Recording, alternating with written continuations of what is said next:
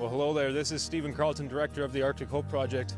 Folks, I'm here live on location just outside of Pangertung, Nunavut. You can see this beautifully large, very large iceberg behind us. Because of so many of you, we're saving lives and really helping young people, and in this case, mothers and children in this community.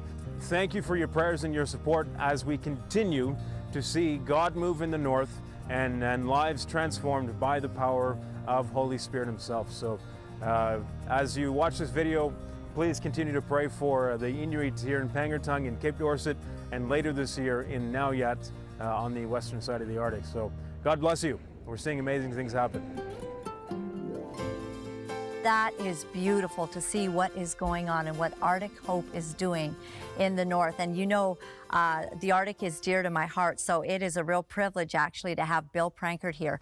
He is the president of the Bill Prankard Evangelistic Association. And of course, I spent 3 years in Tuktoyaktuk, and so I know what it's like to be in that cold. You don't meet many people that can say they've done that, you know. Right. And I'm amazed by the call that is on your life to go into the most freezing territories, you know, of our world, and God called you there, Bill. Well, it wasn't my idea. I heard that. And if you told me when I was growing up, you're going to be involved in missions, I said, great. Yeah, because every missionary I saw was palm trees and beaches, and we turned left, I think. But God gave me a vision of Canada in revival in 1972. Wow. And just covered in revival. And I knew two things. I knew that's what God wanted to do, and that's what I give my life to. And so we started, you know, television and services across the country.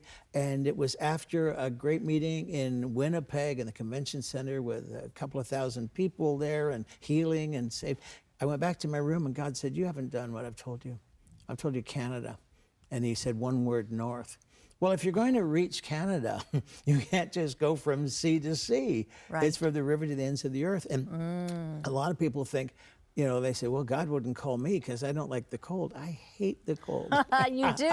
I don't go there for the weather. I don't go there for the food. There are people there. There are people there that really, and so started going north, and I fell in love with the people. I really did. You know, you have paid a high price, and you play it down. I've been chatting with you just, you know, before this interview, and your wife and yourself, you are troopers. Tell me about that story. Well, my wife is my hero, let me tell you.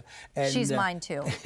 Because she just, well, when we started going, she went north with me many years ago when it was really rough. And she'd go, we'd do the meetings and stay in, you know, places that really weren't comfortable and weather was bad. But then I found out there were Inuit people, Eskimo people in Russia that had never heard the gospel. And in their language, their territory means ends of the earth. Well, that's the vision. Right. Sea to sea and ends of the earth. And so I Rivers said, we got to go. Ends of the earth. And I went, and it was like 50, 60 years behind our north. It was really bad. People are still nomadic in many areas, traveling with the reindeer herders, living in tents. And I said to my wife, you can never go. It's too rough. And she listened to me for a couple of years, unusual. And then she said one day, she said, I got to go. Wow. And she'd been seeing the videos, and she'd been working on our telecast, you know, when we were showing the stories. And she said, it's too much part of our ministry for me not to go. And did she go? I mean, we stayed in tent, reindeer skin tent with the natives when it was 60 below, and no washroom facilities. Trust me, we traveled in military tanks, old military tanks, bumping across the tundra. The last trip Gwen did. That would have been cold in the military tank. Oh, no heat, yeah. No heat. No heat, and 46 hours in the back of this tank to get to these places. To get to a community that had never heard the gospel. Wow. And the whole community, the mayor met us, and he was so glad. He said, it's yours, whatever you want to do. And the entire community was changed. Right. But then at the end, you had to get back in the tank and go back 46 Another 46 hours. You and paid a high price. She never once complained. Wow. And but for me, I mean, the privilege that I have had in my life to see what God's doing. Well, and now we're seeing an entire generation that had no hope being injected with hope across northern Canada and rising up as a movement to change the North. I am loving what you're doing.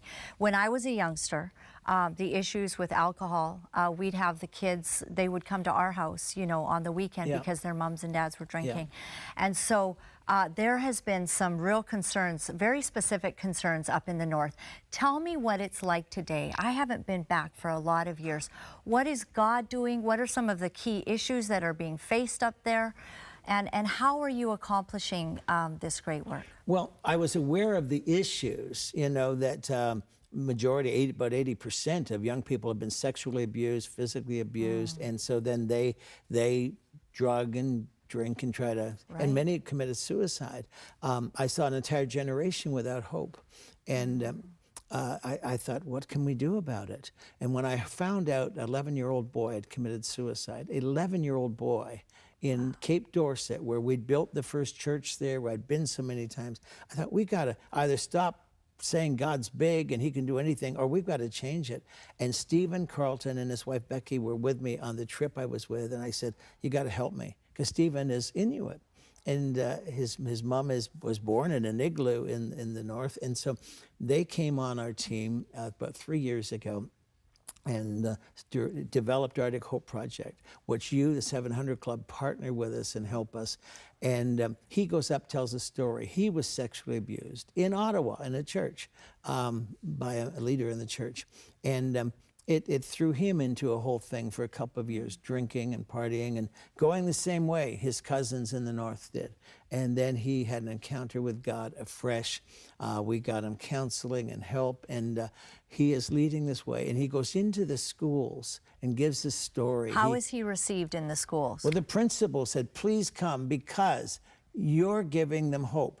No government program can give them hope. They can give them information, but the message that God is big and can change anything and there's life after has to be given. Wow. And so when the question we are asking the North, and CBC North just did an interview with Stephen, how do you get your funding? It's so expensive. He said, we don't take a penny from the government. The Nunavut government loves what we're doing because we're not asking for any money. Because the moment you take government money, then they'll say, well, you can't say this, you can't say that. Right. So we're privately funded, and we're funded by people across the country. We're funded by organizations like 700 Club. And so it's Jesus right in the middle of it. Wow. And young people are having an encounter with God. We're getting them the help they need, and they're beginning to dream, and they're rising up as leaders. And we're seeing this.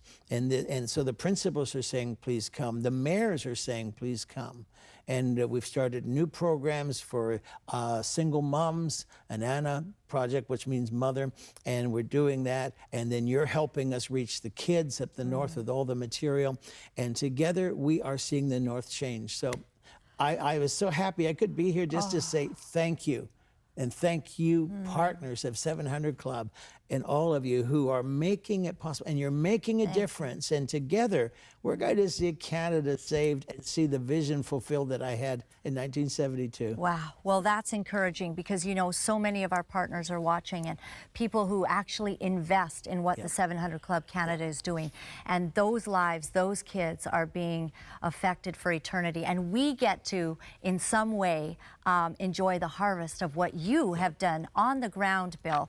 And I thank you. Thank you for weathering the terrible cold to do this great work. And I do know the people are wonderful. I have friends on Facebook now from my years in Tuktoyaktuk, and I'm blessed by this. And may God and when continue. your partners get to heaven and you guys get to heaven, they're going to meet these people who say thank you. Yes, and we'll have had a part of it. Thank you so much, Bill.